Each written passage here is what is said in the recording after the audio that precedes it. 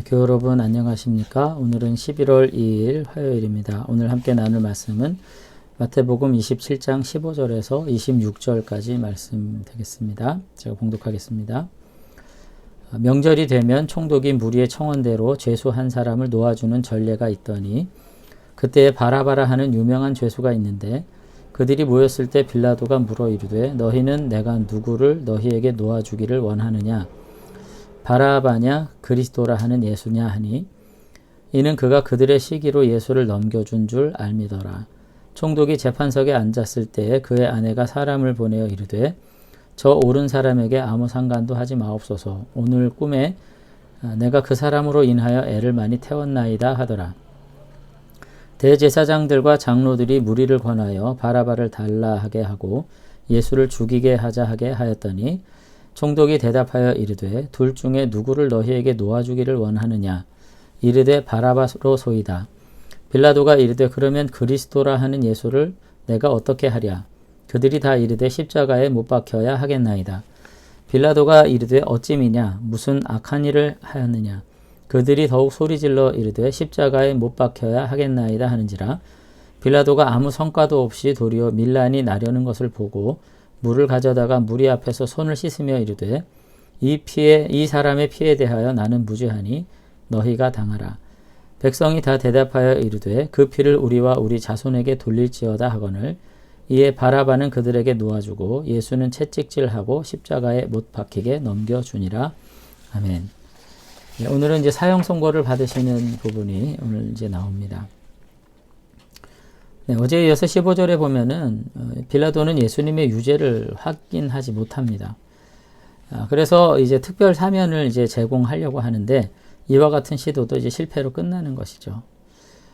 이런 전 과정을 통해서 우리는 유대 총독 빌라도뿐만 아니라 이스라엘 백성 모두에게 예수님의 죽음에 대한 실제적인 책임이 있다는 사실을 이제 확증하게 됩니다. 물론 가장 중요한 문제는 유대 지도자들과 백성들이지만 빌라도도 결국 죄는 없지 않다는 것이죠.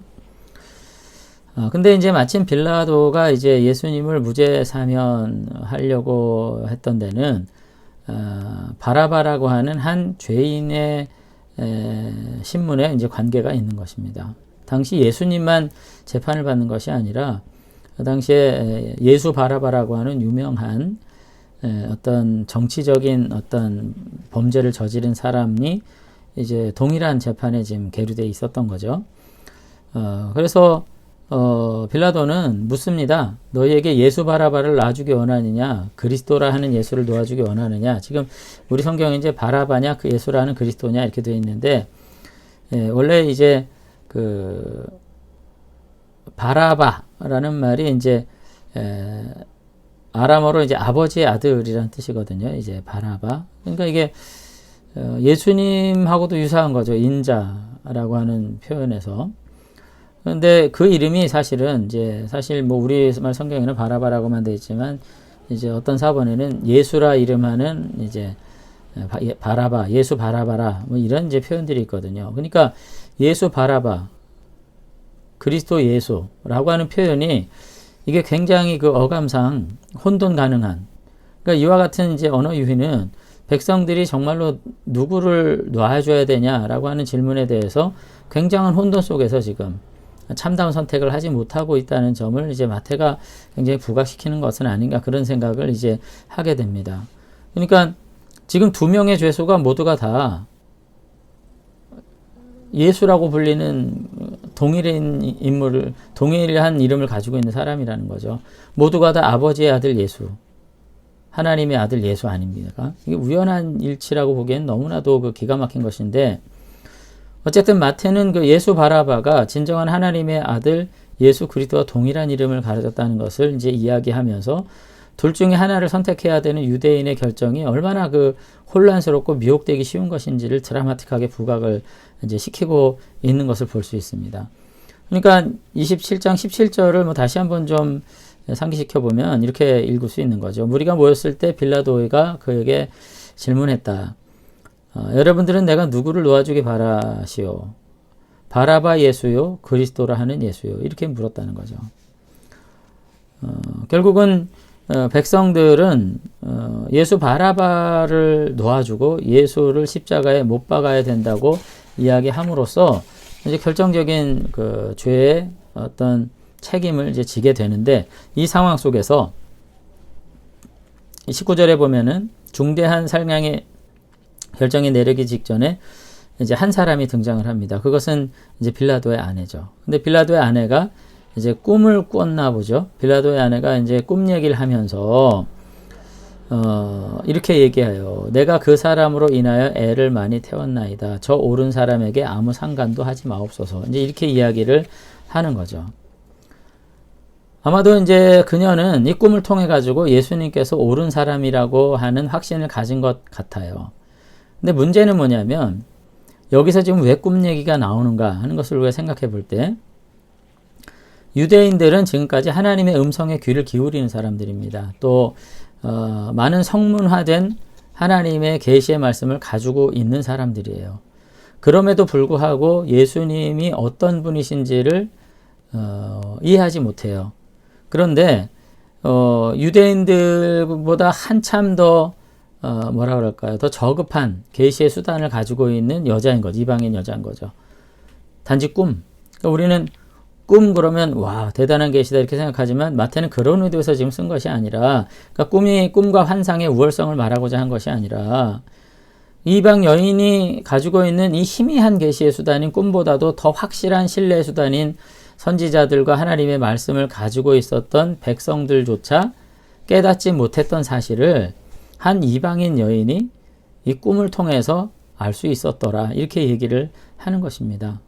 예수님의 의로움에 대한 이해가 그러니까 분명히 가능한 것임에도 불구하고 유대 지도자들과 백성들은 예수님의 신분에 대한 이해 없이 오늘 십자가를 통해서 저주하고 예수님을 모함하여 죽이려는 그와 같은 결정적인 죄악과 실수를 범하고 있다고 지금 이야기를 하는 거죠.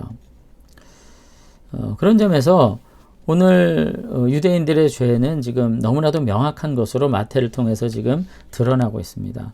그래서 계속해서 이와 같이 십자가에 못 박혀야 되겠다고 이렇게 말하는 백성의 지도자들을 향해 가지고 23절 24절에 보면 빌라도가 이렇게 당혹해해요. 이르되 어찌미냐, 무슨 악한 일을 하였느냐, 이렇게 얘기하는 거죠. 그럼에도 불구하고 그들은 더 크게 소리를 질러서 십자가 처형을 요구합니다. 그리고 반복적으로 이와 같은 강력한 요구에 대해서 빌라도는 예수님을 살릴 수는 없다고 체념했을 것이에요. 아마도 그는 자기 아내까지도 옳은 사람이라고 입증한 이 무지한 예수님의 피를 흘리는 것에 대해서 몹시 부담스럽게 생각했던 것 같습니다. 그래서 24절에 보면은 무리 앞에서 손을 씻으며 나는 이 피에 대하여 무죄하다, 뭐 이렇게 이야기를 했다고 하는데, 이와 같이 선언한 이후에 예수님을 십자가에 놓아주는 모습을 통해 가지고 결국은 이스라엘 백성들이 너무나도 적극적으로 열광하고 있는 모습을 이제 볼 수가 있는 것을 이제 알 수가 있습니다. 이건 매우 충격적인 거죠. 결국은 백성들은 단지 예수님을 때려서 내어주는 것, 아니면 예수님을 돌에 맞아 죽게 하는 것에서 지나서 반드시 십자가에, 나무에 달아서 죽어야 된다고 생각한 거예요. 이건 굉장한 차이가 있습니다. 나무에 달려 죽는 것은 신명기에 의하면 저주받아 버림받는 것이에요. 이스라엘 백성으로부터 끊어지는 것이고 하나님으로 완전히 버림받는 상징적 표징이에요. 단지 돌에 맞아 죽거나, 선지자들을 돌에 쳐 죽였거든요. 매로 때려서 끝나는 것은 그와 같이 완전한 저주로에 임한 것은 아닙니다.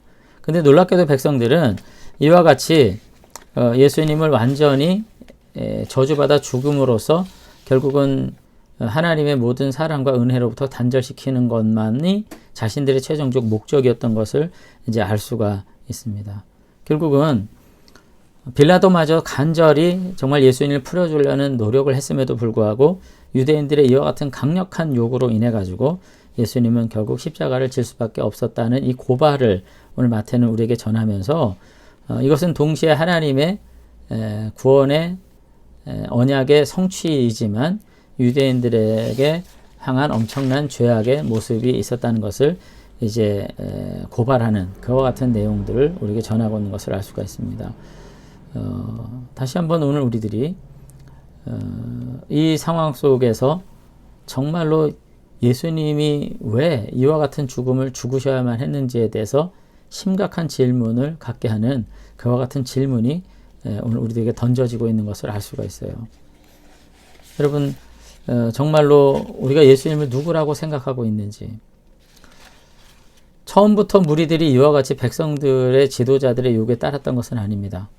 사실상 오늘 마태복음 26장 이전까지 보면 백성들은 예수님의 그 예루살렘 입성, 종려주 입성 때만 해도 예수님에 대해서 엄청난 기대를 가지고 있었음을 알 수 있음에도 불구하고 일주일 만에 이렇게 반전되는 것을 볼 수 있을 때 정말로 확실한 믿음과 지식이 없이 군중과 같은 호감과 호기심으로 예수님을 따르고 신앙을 이어가는 것이 얼마나 정말로 긴급하게 변질될 수 있는가 하는 것을 우리에게 지금 알려주고 있어요. 우리는 정말로 우리의 신앙은 호기심인 것인가? 아니면 우리의 신앙은 정말 구주 예수 그리스도를 향한 절대적인 의지적인 순종과 헌신에 기초한 것인가? 우리 자신들을 돌아볼 수 있게 되길 바랍니다. 경건은 그냥 삶의 편리함과 우리들의 어떤 영적인 종교적인 호기심과 호감을 채워주는 어떤 풍성한 어떤 그럴듯한 이야기들이 아닌 것이죠. 우리의 삶을 다시 한번 진지하게 돌아보면서 우리의 구원자 되신 예수 그리스도 앞에 우리의 삶을 의지적으로 헌신할 수 있는 그와 같은 거룩한 믿음으로 살아가면서 고난을 감수할 수 있는, 고통과 어려움 속에서도 혼란 속에서도 주님을 주님이라 부를 수 있는 온전한 믿음으로 우리 설 수 있는 우리들이 됐으면 좋겠습니다. 한번 기도하겠습니다. 네, 하나님 아버지, 오늘 예수님의 심판 십자가형을 우리가 바라보면서 정말로 얼마나 혼란스러운 상황 속에서 예수님께서 당신의 정체성을 온전히 지키시면서 마지막까지 하나님의 아들로서 살아가셨는지 하는 것을 보게 됩니다. 오히려 예수님을 대적하는 무리들과는 달리 예수님을 향해서 동정과 호기심 그리고 구원의 소망을 걸었던 백성들이 이와 같이 신속히 믿음에서 떠나는 것을 바라보면서 오늘 우리가 정말 우리의 믿음의 본질이 무엇인가를 생각하게 합니다. 다시 한번 우리가 예수 그리스도를 믿고 하나님의 자녀된 이 모든 사실들이 우리의 그저 종교적인 그 풍성함이나 우리의 영적인 풍성함이나 우리의 문화 사회적인 풍성함을 채워주는 그 어떤 요소로 우리가 생각하지 않도록 정말로 의지적으로 주님 앞에 우리의 삶을 헌신하여 드리며 믿음으로 주님 앞에 나아갈 수 있도록 하나님께서 우리를 붙잡아 주셔서 오히려 고난보다도 또 근심보다도 역경보다도 이 모든 것들을 통해서 오히려 더욱 믿음의 든든한 토대 위에 세워져서 주님과 더 긴밀히 교제하고 온전한 신앙 안에서 우리의 삶을 헌신할 수 있는 참 믿음의 사람들로 살아갈 수 있도록 하나님께서 우리를 붙잡아 주시기를 원합니다. 오늘도 다시 한번 우리의 믿음을 바라보면서 새로운 성찰을 통해서 온전히 주님 앞에 더 가까이 나아갈 수 있는 우리들이 될 수 있도록 은혜 베풀어 주시옵소서. 주님 함께 해주실 줄로 믿사옵고 예수님 이름으로 기도드리옵나이다. 아멘. 네, 오늘 하루도 주님과 더불어서 다시 한번 우리의 삶을 진리 위에 믿음 위에 온전히 세우시는 저와 여러분들 되시면 좋겠습니다. 감사합니다.